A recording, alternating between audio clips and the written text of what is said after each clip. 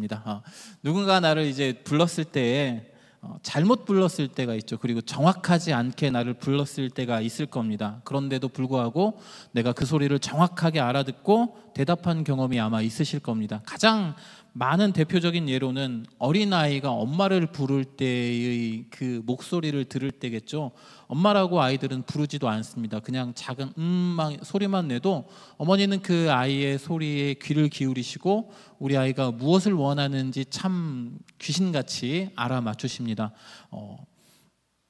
밥을 달라는 건지, 똑같은 소리인데도 뭐 기저귀를 갈아달라는 것인지 안아달라는 것인지, 이제 어머니는 그 아이의 음성을 듣고 그것을 정확하게 맞추고 그 아이의 요청에 맞게 응답을 해 주시죠. 아이가 정확하게 말하지는 못해도 어머니는 그것을 듣고 다 아시는 겁니다. 심지어는 아빠하고 불렀을지라도 어머니는 고개를 돌려서 아빠가 아님에도 불구하고 아이를 쳐다보시고 아이가 원하는 것을 들어주시죠. 목사님들에게도 이런 경험들이 있습니다. 이제 목사 안수를 받고 나서 이제 성도님들이 가끔씩 나는 분명 목사 안수를 받았는데 전도사님 하고 부르시는 거예요. 그럼 저는 어떻게 해야 될까요? 이렇게 네 하고 이제 대답을 합니다. 그런데 성도님들이 아주 헷갈려 하시는 거죠. 그 기존에 몇 년 동안 이제 부르시는 것들이 있으시니까 그렇게 부르시는데, 이런 실수를 제일 빠르게 줄일 수 있는 방법이 있다고 합니다. 누군가가 전도사님 하고 부르면 돌아보지 않는 겁니다. 나는 전도사가 아니니까, 나는 목사 안수를 받았으니까 전도사님 하고 또 불러도 가만히 있는 겁니다. 그러면 이제 그 성도님들이 목사님이시지 하고서는 목사님 하면 이렇게 뒤를 돌아봐서 이제 대답을 한다고 합니다. 이게 어디선가 들은 이야기지만 이렇게 행동하는 목사님들은 아마 안 계실 겁니다. 어떤 호칭으로 불렀든지 상관없이 성도님들의 부르심에 이제 적극적으로 감사함으로 응해주는 것이 우리 교회 목사님들인데, 잘못 불렀을지라도 그렇게 이제 돌아볼 수 있다는 것이죠. 오늘 본문에 등장하는 바디메오가 예수님을 불렀던 호칭 혹시 기억하십니까? 다윗의 자손이라고 예수님을 불렀습니다. 그 호칭은 맞는 호칭이기도 하고 맞지 않는 호칭이기도 합니다. 예수님에게 있어서 다윗의 자손이라는 호칭은 하나님이신 예수님에게는 어울리지 않는 그러한 호칭입니다. 하지만 성경에 기록된 호칭 중에 메시아를 의미하는 호칭으로 다윗의 자손이다라는 표현들이 많이 등장하고 있기 때문에 어떻게 보면 메시아이신 예수님에 대한 맞는 호칭이라고 볼 수도 있습니다. 어쨌든 바디메오라는 이 사람은 다윗의 자손이여 라고 예수님을 불렀을 때 그 호칭에 대해서 분명하게 알고 이해하고 정확하게 다윗의 자손이 어떤 분인지를 알고 불렀던 것은 아닌 듯합니다. 그냥 내가 들었던 호칭, 내가 알고 있는 한도 내에서 가장 저분을 불렀을 때 저분이 나를 돌아보실 수 있는 호칭이 무엇일까라고 고민한 후에 다윗의 자손이라는 호칭을 선택해서 불렀던 것으로 생각됩니다. 아니면 누군가가 예수님에 대해서 그렇게 이야기하는 것을 들었을 수도 있겠죠. 어쨌든 바디메오의 선택이 이 안에 들어간 건 분명합니다. 나사렛 예수시란 말을 듣고 다윗의 자손 예수여 나를 불쌍히 여기소서라고 소리친 걸 보면 바디메오가 그렇게 다윗의 자손이라는 호칭을 선택했던 것으로 볼 수 있습니다. 어쨌든 무턱대고 그냥 주님을 불렀을 뿐입니다. 그런데 예수님은 마치 아이의 어머니가 정확하게 어머니를 부르지 않았을 때에도 돌아보며 그 아이의 요청을 다 들어주시듯이 정확하게 예수님에 대해서 부르지 않았음에도 불구하고 바디메오를 찾아가 주시고 그를 불러오라 하신 후에 그가 요청하고 있는 것보다 더한 것들을 응답해 주시는 모습을 말씀을 통해 볼 수 있습니다. 우리가 기도할 때 주님께 잘못된 기도를 드리면 어쩌나라는 걱정을 많이 할 때가 있습니다. 내 기도가 정말로 성경적인 기도인가? 내가 하는 기도가 하나님이 정말로 원하시는 기도일까라는 걱정을 하실 때가 많을 겁니다. 그런데 걱정하지 않으셔도 될 듯합니다. 잘못 불렀을지라도 하나님은 그것을 정말로 올바르게 알아들으시고 내가 원하는 것보다 훨씬 더 바르고 좋은 것들로 응답해 주시는 분이시기 때문입니다. 바디메오의 사건을 보면 우리가 그런 잘못된 기도에 대한 걱정을 많이 하지 않아도 된다라고 생각을 할 수 있겠지만 다 알고 들어주시는 분이 하나님이시다라고 생각을 할 수 있겠지만 이제 또 한편으로는 그렇게 기도하면 안 된다라는 마음가짐이 한쪽에는 또 있어야 될 겁니다. 막 기도하는 것이 아니라 하나님이 원하시는 대로 기도하는 모습을 내가 보이되 그 안에서 내가 잘못된 기도를 하지 않았을까라는 걱정은 하지 않으신 채로 그저 하나님이 원하시는 기도를 해야겠다라는 마음으로 기도하면 하나님께서는 이런 표현이 이제 하나님께 어울리는 표현은 아니지만 이제 그 용서하시고 들어주십시오. 하나님께서는 귀신같이 알아채시고 우리의 요청에 우리의 요구에 응답해 주실 것입니다. 오늘은 여리고성에 가는 그 길에서 예수님을 만난 바디메오의 이야기를 살펴보려고 합니다. 그가 큰 소리로 외쳤고 예수님은 멈추셔서 바디메오를 구원해 주시는 이 이야기를 통해서 우리가 주님을 부를 때, 특별히 기도할 때 우리의 마음가짐 또는 우리의 태도, 우리의 자세가 어떠해야 할지에 대해서 한번 생각해 보는 시간을 갖고자 합니다. 본문을 보시면 예수님은 여리고에서 나가서 예루살렘으로 가시는 길이었습니다. 많은 사람들이 오고 가는 길이었고요. 예수님과 함께하고 있는 이들도 참 많았던 것 같습니다. 이제 예수님은 예루살렘에 들어가셔서 십자가에 달려서 죽임을 당하시는 일을 앞두고 있습니다. 여리고에서 예루살렘으로 가시는 예수님의 발걸음은 생각이 참 많으셨을 것 같고요. 또 많은 부담을 갖고 있으셨을 것 같고요. 또 어느 정도의 기대감도 갖고 가시지 않았을까 생각이 됩니다. 한 걸음 한 걸음의 걸음이 그렇게 여러 가지 것들이 담겨있는 예수님의 발걸음이었는데 그 예수님의 여정 중간에 갑자기 끼어든 사람이 있었습니다. 그 사람의 이름이 바로 바디메오였습니다. 마가복음에서는 바디메오를 간략하게 소개하지만 그 간략함 안에는 이 사람에 대한 설명들이 참 많이 들어 있습니다. 매우 장황하게 소개했다라고 볼 수 있는데요. 우리 마가복음 10장 46절의 말씀을 같이 한번 읽어보도록 하겠습니다. 그들이 여리고에 이르렀더니 예수께서 제자들과 허다한 무리와 함께 여리고에서 나가실 때에 디메오의 아들인 맹인 거지 바디메오가 길가에 앉았다가, 바디메오에 대한 마가복음의 소개는 디메오의 아들인 맹인 거지 바디메오가 길가에 앉았다라는 아주 짧은 하나의 문장으로 구성되어 있습니다. 그런데 이 소개에는 그가 어떤 사람이고 어떤 상황에 처했고 어떤 모습인지에 대해서 분명하게 드러나 있습니다. 그 의미를 이제 조금 살펴보도록 하겠는데요. 바디메오라는 이름 자체가 디메오의 아들이라는 이름입니다. 히브리어에서는 앞에 바라는 단어가 붙으면 누구누군가의 아들이라는 의미가 된다고 합니다. 그러니까 우리가 마태복음에서 보면은 예수님께서 요한의 아들 시모나라고 부르시는 장면이 마태복음에서는 바요나 시모나라고 예수님께서 부르시는 장면이 아마 기억나실 겁니다. 이때 예수님께서 시몬을, 베드로를 부르실 때의 장면이 요나의 아들 시모나라고 부르신 것인데 이것을 성경에서는 짧게 바요나 시모나라고 부르고 있는 것이죠. 그러니까 앞에 바라는 단어가 붙어있는 사람의 이름은 뒤에 있는 바 이외의 사람의 이름의 아들이라는 뜻이 된다고 합니다. 그러니까 바디메오라는 이름은 디메오의 아들이라는 의미입니다. 조금 이상하지 않으십니까? 마가복음에서는 이렇게 바디메오를 소개하고 있습니다. 디메오의 아들이라고 소개한 후에 그의 이름을 바디메오라고 다시 기록하고 있습니다. 아이들 이름을 지으실 때 어떻게 지으셨습니까? 옛날 제가 전화번호 책 막 뒤지지 않으셨습니까? 저희 부모님들이나 아니면 그 삼촌들을 보면 막 옛날에 있던 그 두꺼운 전화번호 책을 막 이렇게 보셨던 게 기억이 나는데, 아이의 이름을 적기 위해서 전화번호 책을 막 이렇게 보시기도 하고, 아니면 요즘은 인터넷 검색을 많이 하죠. 예쁜 이름은 뭐가 있을까라고 하면서 보는데, 요즘은 무슨 뭐 예자 들어가고 뭐 서자 들어가고 뭐 영자 들어가고 이런 이름이 한 10년 전에 유행을 하다가 요즘에는 조금 더 이제 귀여운 이름으로 많이 바뀌었다는 이야기를 들어보았습니다. 어쨌든 아무런 고민 없이 아이의 이름을 짓는 분들은 없으실 겁니다. 그런데 바디메오라는 이름은 아무런 고민이 없이 그냥 지은 이름입니다. 내 아이의 이름을 뭐라고 할까? 내 이름은 디메오니까 디메오의 아들이라고 지어야겠다. 바디메오, 이렇게 지은 겁니다.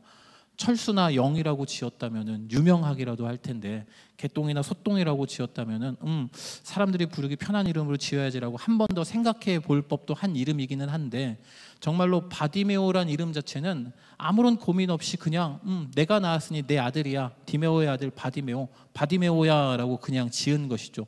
제가 이제 최윤섭인데 내 아들 이름을 뭘로 질까? 윤섭이 아들이니까 윤섭이 아들이라고 짓자, 이거랑 똑같은 상황이 된 겁니다. 그러니까 이 사람의 이름 하나를 통해서 우리는 부모로부터 아무런 관심도 받지 못했던 사람이 아닐까라고 생각해 볼 수 있습니다. 아무런 관심도 받지 못했고 아무런 사랑도 받지 못했던 사람이 아닐까라고 이름을 통해서 생각해 볼 수 있을 것입니다. 그런데 이렇게 아무런 고민 없이 지은 이름을 가진 이 바디메오라는 사람이 맹인이면서 거지라고 성경은 표현하고 있습니다. 앞을 보지 못하기 때문에 아무것도 할 수 없었을 것이고요. 그로 인해서 거지로서의 삶을 살아가게 되었을 것입니다. 왜 앞을 못 보게 되었는지에 대해서는 알 수 없지만 그의 이름과 그가 지금 처해 있는 상황을 보면 아주 그 마가복음에 있는 그 바디메오라는 사람의 소개를 통해서 그가 어떤 사람인지, 어떤 상황인지, 어떤 어려움에 처해 있는지를 분명하게 이야기해 주고 있습니다. 아버지의 무관심, 그리고 맹인이라는 현실, 거지라는 사회적인 신분이 바디메오의 소개 안에 들어가 있습니다. 그리고 그가 지금 여리고에서 예루살렘으로 가는 길가에 앉아 있는 그러한 상황입니다. 그런 바디메오가 예수님을 불렀던 것입니다. 그리고 예수님을 다윗의 자손이라고 표현하면서 주님을 찾았습니다. 많은 사람들이 오고 가고 있는 길가였기 때문에 바디메오는 매우 큰 소리로 예수님을 불렀습니다. 많은 사람들이 바디메오를 꾸짖으며 조용히 하라고, 잠잠하라고 윽박질렀지만 바디메오는 주눅들지 않고 더 큰 소리로 예수님을 불렀습니다. 이 말씀은 아마 많이 해보신 말씀일 듯합니다. 큰 소리로 예수님을 부르는 바디메오의 모습을 우리 원로 목사님의 장적권 교재에 정말로 많이 소개가 되어져 있습니다. 다윗의 자손 예수여 나를 불쌍히 여기소서, 10번 이상 아마 외쳐보셨을 것 같습니다. 원로 목사님이 계속 우리에게 큰 소리로 외쳐보라고 말씀하셨던 바로 그 장면입니다. 이 바디메오가 외쳤던 것처럼 예수님은 바로 다윗의 자손이 맞습니다. 이는 예수님의 혈통적인 그런 고귀함을 표현하는 것뿐만 아니라 다윗의 자손이라는 표현 자체가 예수님을 메시아로, 그리스도로 인정하는 사람들이 사용하는 표현이었습니다. 수많은 무리들에게 비추어진 이 예수라는 분은 이스라엘의 구원자, 다윗의 자손으로 여겨진 것이죠. 로마의 압제로부터, 로마의 식민지로부터 이스라엘을 구원해줄, 그 식민 지배를 벗어나게 해줄 수 있는 정치적인 지도자, 과거 다윗 왕이 그렇게 했던 것처럼 이스라엘이라는 나라를 강하고 부하게 만들 수 있는 우리의 왕이 바로 이 메시아다라고 생각하고 그분이 바로 예수님이 아닐까라고 사람들은 생각했던 것이죠. 그리고 그분에게 다윗의 자손이라는 호칭을 붙였던 것입니다. 낮고 천한 바디메오가 고귀한 혈통을 자랑하는, 또 정치적인 왕으로 이스라엘을 다스릴 수도 있을 것 같은 그 예수님의 이름을 부르고 있습니다. 원래 이 바디메오라면 아마도 이렇게 부르지 않았을 수도 있을 것입니다. 이렇게 소리 지르지 않았을 수도 있습니다. 수많은 사람들이 모여 있고 그 중심으로 이스라엘의 메시아라고 불리우는 예수라는 분이 걸어가기 때문에, 왕이신 예수님이 지나가고 있기 때문에 부르지 못했을 가능성이 높습니다. 주위에 있는 사람들도 바디메오가 부르는 그 모습이 옳지 않다라고 생각하고 그를 윽박지르고 있는 상황입니다. 바디메오의 외침을 많은 사람들이 저지하고 있는 그런 상황이죠. 맹인거지였던 바디메오가 예수님의 이름을 불렀던 이유는 자신의 눈을 고쳐달라고 말하고자 함이었습니다. 우리의 병과 약한 것들을 고치시는 치료자로서의 예수님을 기대했던 것이죠. 그가 알고 있던 다윗의 자손이라는 정치적인 메시아로서 그분을 불렀지만 바디메오가 정말로 원하는 것은 내 눈을 고쳐줄 수 있는 치료자였던 것이죠. 조금 뉘앙스가 맞지 않는 호칭으로 예수님을 부르고 있는 것이죠. 어떻게 보면 전혀 상관없는 호칭으로 예수님을 불렀다는 것은 바디메오의 목적은 저분이 정치적 구원자이든 메시아든 전혀 상관없이 그저 자신을 고쳐주기 위해서 나에게 다가와 주셨으면 좋겠다라고 그런 생각을 가지고 있었음을 알 수 있었습니다. 바디메오에게는 예수님에 대한 믿음이 있었고요. 어떤 방법이든지 저분이 나에게 오시기만 하면 모든 것이 다 해결될 것이다 라는 확신이 있었던 것입니다. 호칭은 그렇게 큰 문제가 아니었습니다. 단지 예수님을 불렀다는 사실, 그리고 그가 가지고 있었던, 바디메오가 가지고 있었던 믿음만이 중요했던 것이죠.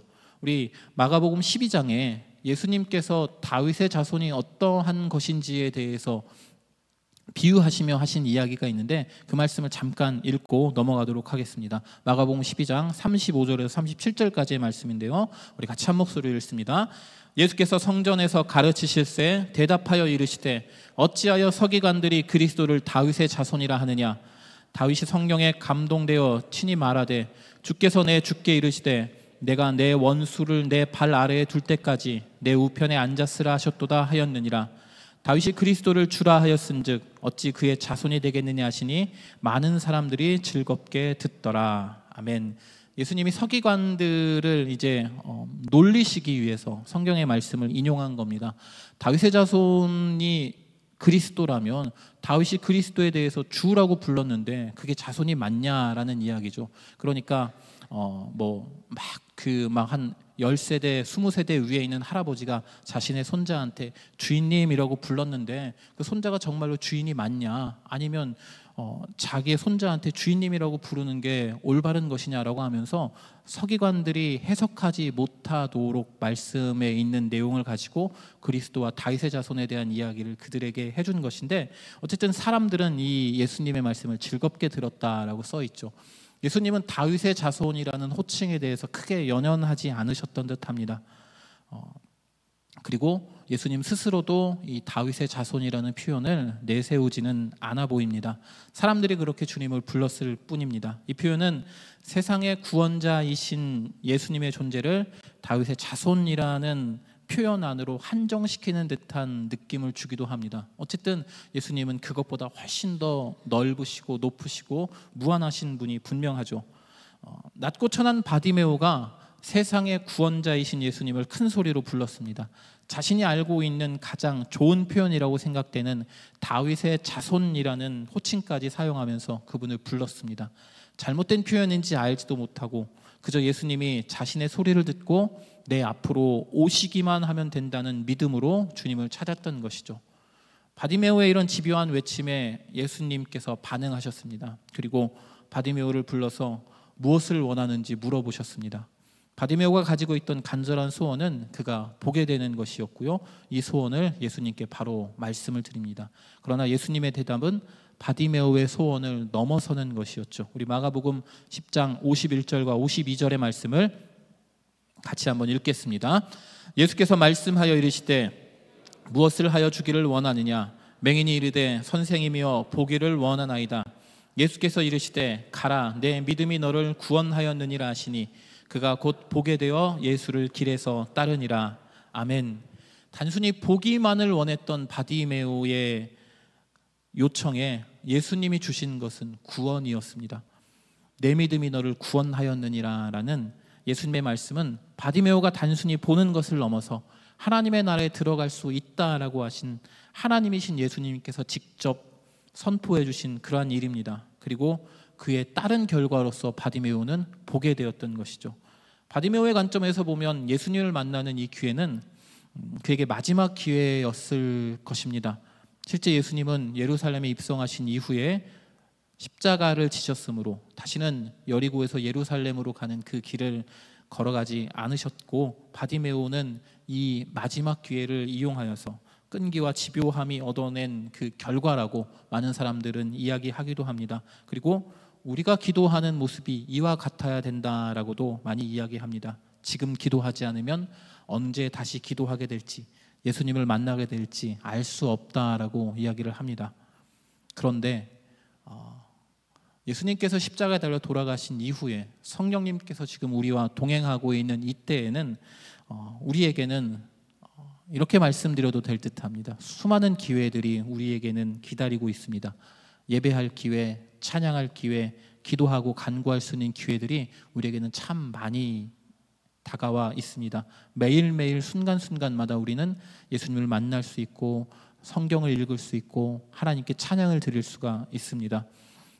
본문에 등장하는 바디메오의 이야기에 있어서 우리가 관심 가져야 할 부분이 있다면 그의 집요함, 그의 끈기, 그리고 이런 것들도 물론 중요하지만 그가 가지고 있던 믿음에 초점을 맞추었으면 좋겠습니다. 이것이 훨씬 더 유익한 접근이라고 생각됩니다.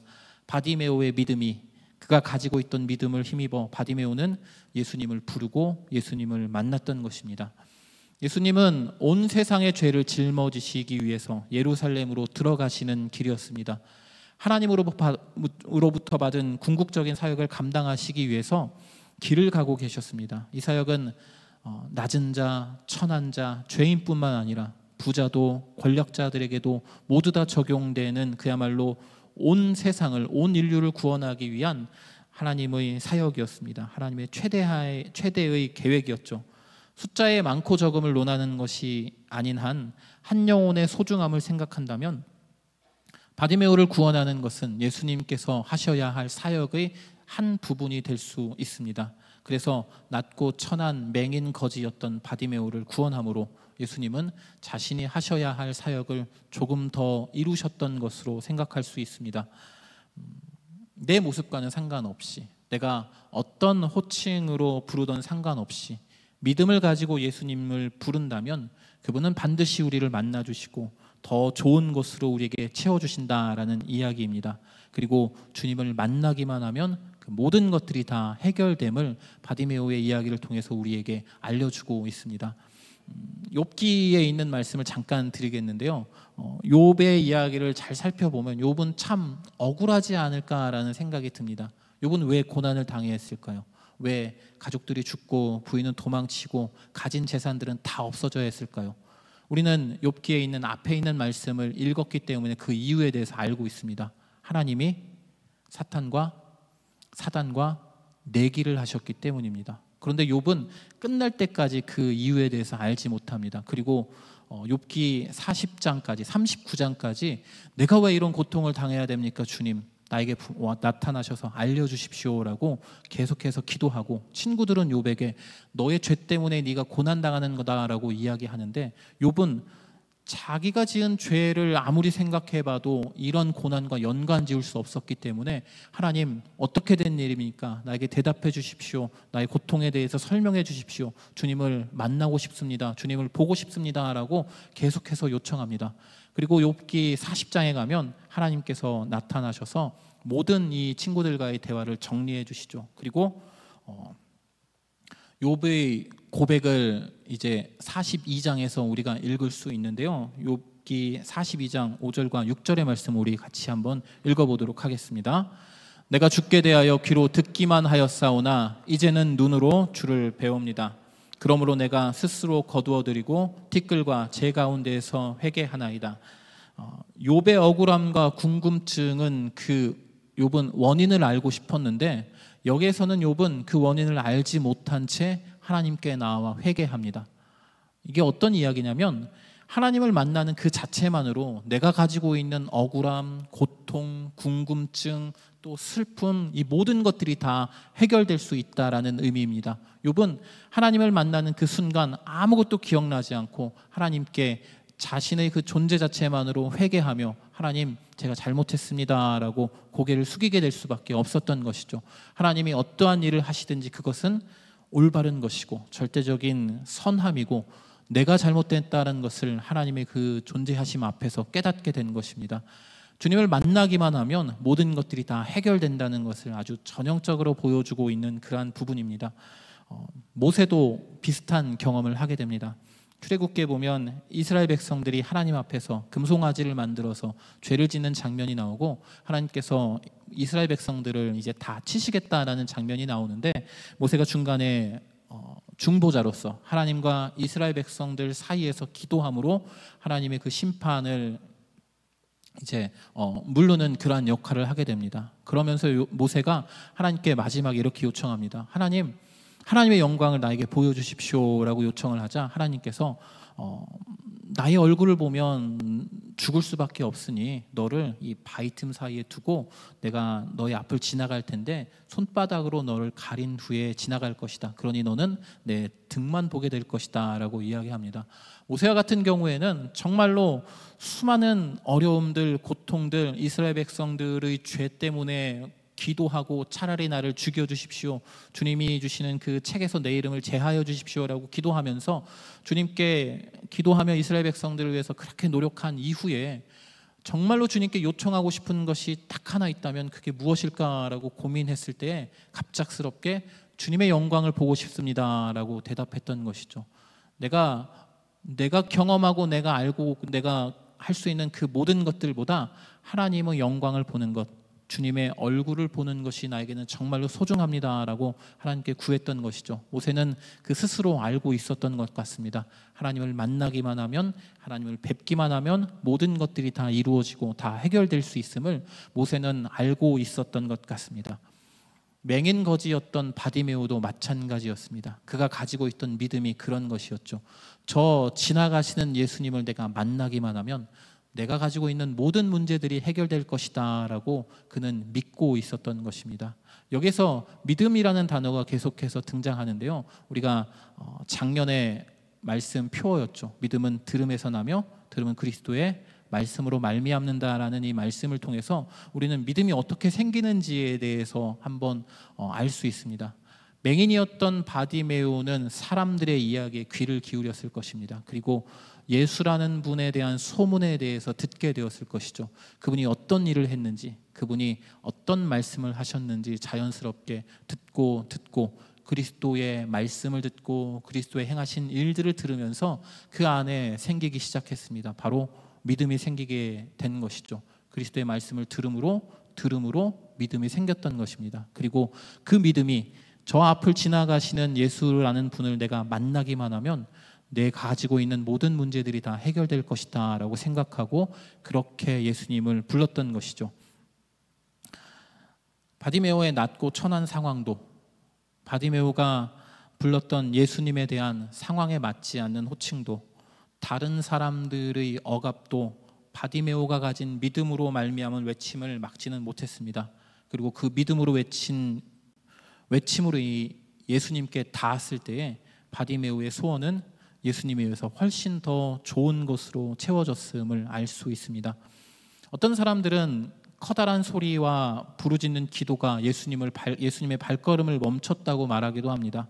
또 다른 이들은 집요한 기도가 바디메오를 구원으로 이끌었다라고 말하기도 합니다. 모두 다 맞는 이야기고 성경에 다 등장하는 기도의 방법들입니다. 하지만 우리가 정말로 눈여겨보아야 할 점은 바디메오가 가지고 있었던 믿음입니다. 그는 예수님이 자신을 돌아보기만 한다면 모든 것이 다 해결될 것이다 라는 믿음을 가지고 있었습니다. 그의 집요한 커다란 외침의 바탕에는 믿음이 깔려 있었던 것이고요, 바디메오를 만난 예수님은 그의 믿음을 곧바로 확인해 주셨습니다. 너의 믿음이 너를 구하였다라고 말씀해 주셨던 것이죠. 예수님에 대해서 잘 모르고 그분을 불렀지만 예수님은 바디메오의 부름에 응답해 주셨습니다. 낮고 천한 거지의 모습으로 예수님을 불렀지만 예수님은 바디메오의 부름에 응답해 주셨죠. 눈이 떠져서 다시 보는 것을 원했지만 예수님께서는 더 좋은 것으로 응답해 주셨습니다. 어떤 모습이든 어떤 음성이든 어떤 소원이든 상관없이 예수님을 부르고 그분을 만나기만 하면 된다는 의미입니다. 잘못된 기도의 제목으로 기도할지라도 예수님을 만나기만 하면 올바른 기도의 제목으로 바꾸어 주실 것입니다. 더 좋은 것으로 응답해 주실 것입니다. 아이가 작은 신음소리만 내어도 그것을 듣고 아이의 마음이 어떤지 알아내는 엄마의 모습보다 우리 주님은 더욱더 나를 잘 아시고 그리고 나에게 좋은 것들로 채워주실 것입니다.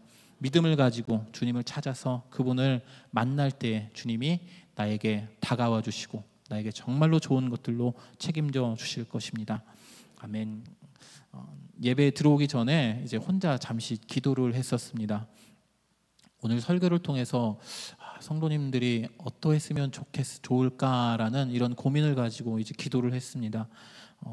말씀드렸다시피 기도 중에 또 성도님들의 외침 중에 예수님을 꼭 만났으면 좋겠습니다라고 기도를 드리는데 문득 예수님을 만나면 찾고 만나면 무엇이든지 다 해주시는데 이제 그 다음 단계가 있다는 게 생각이 났습니다. 예수님을 만난 것으로 신앙의 여정이 끝나지는 않습니다. 그리고 아마도 새로운 시작점에 도달해서 새롭게 시작하게 될 것입니다. 다시 주님과 동행하는 삶을 살아야 할 것이죠. 오늘 본문의 마지막 구절을 혹시 기억하십니까? 바디메오의 이야기 마지막에 그가 구원받았다라는 예수님의 음성을 듣고 눈이 떠진 후에 예수를 길에서 따르니라 라고 기록되어 있습니다. 우리의 삶도 예수님을 만난 이후에 예수님을 따르는 삶으로 이어져야 할 것입니다. 그럼에도 불구하고 오늘은 성도님들 기도하시는 그때, 주님께 외치는 그때에 꼭 예수님을 만나고 돌아가시기를 주님의 이름으로 축복합니다. 기도하시겠습니다. 하나님 감사합니다. 좋으신 하나님, 우리를 예배하게 하심에 감사를 드립니다. 또한 말씀을 듣게 하심에 감사합니다. 맹인 거지였던 바디메오가 부모님으로부터 아무런 관심도 받지 못했던 것 같고, 맹인이며 거지였던 어렵고 고통스러운 상황 속에서도 그가 예수님을 만나기만 하면 된다라는 믿음을 가지고 주님을 찾았듯이 우리에게도 동일한 믿음을 허락하여 주옵소서.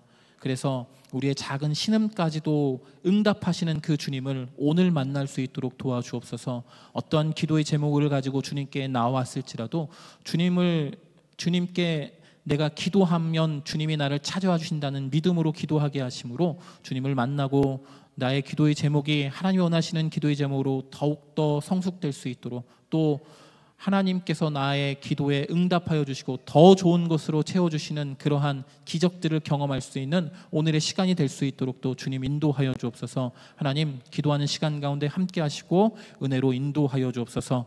드려진 예물을 주님 기억하여 주옵시고 하나님의 나라를 위해서, 교회를 위해서 잘 사용될 수 있도록 도와주옵소서. 세상 만물의 주인이 하나님이심을 고백하며 우리가 가지고 있는 소중한 물질을 주님께 드리오니 주님 받아주옵시고 주님 기뻐하여 주옵시고 주님의 나라를 위해서 잘 사용될 수 있도록 인도하여 주옵소서. 감사드리며 예수님의 이름으로 기도합니다. 아멘.